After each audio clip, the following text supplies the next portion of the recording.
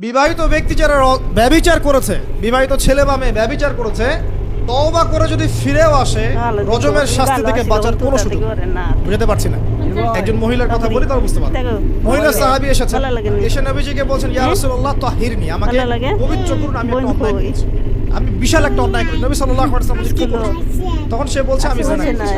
নবী সাল্লাল্লাহু আলাইহি ওয়াসাল্লাম বলছেন, বাসায় যাও, বাসায় গিয়ে আল্লাহর কাছে তওবা করো, আল্লাহ পাক মাফ করে দিবেন। নবীজি এটাকে হাইড করতে চাচ্ছেন, কারণ কি, যখন আপনি কেস আদালতে নিয়ে যাবেন তখন তো উপায় নাই, আপনাকে তো বিচার করতেই হবে। তুমি বাসায় ফিরে যাও, তওবা করো, আল্লাহ মাফ করে দিবেন। সে মহিলা নাছোড়বান্দা, না আমার বিচার করে দেন, আমার বিচার করে দেন, পরকালে আমি শাস্তি পেতে চাই না, দুনিয়াতে আমার বিচার করে দেন। নবী সাল্লাল্লাহু আলাইহি ওয়াসাল্লাম বলছেন, তুমি কি গর্ভবতী হয়েছো? হ্যাঁ, জেনার কারণে আমি গর্ভবতী হয়ে গেছি।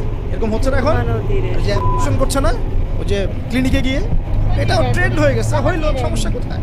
কি এমন হয়েছে? আমার কি ক্যারিয়ার নষ্ট হয়ে গেছে? ফ্যামিনিস্ট নোংরামে কোথাকার।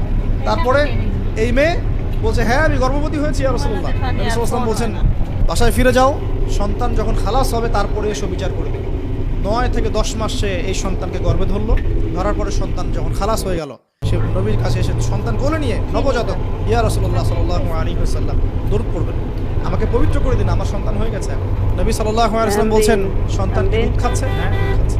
তাহলে তুমি তাকে দুধ পান করাও। কত বছর দুধ পান করাতে হয়? 2 বছর। 2 বছর দুধ পান করাও, দুধ পান করা শেষ হবে তারপরে এসে তোমার বিচার করে দেবো। এবার 2 বছর দুধ পান করানোর পর এই মহিলা এসেছে, সন্তানের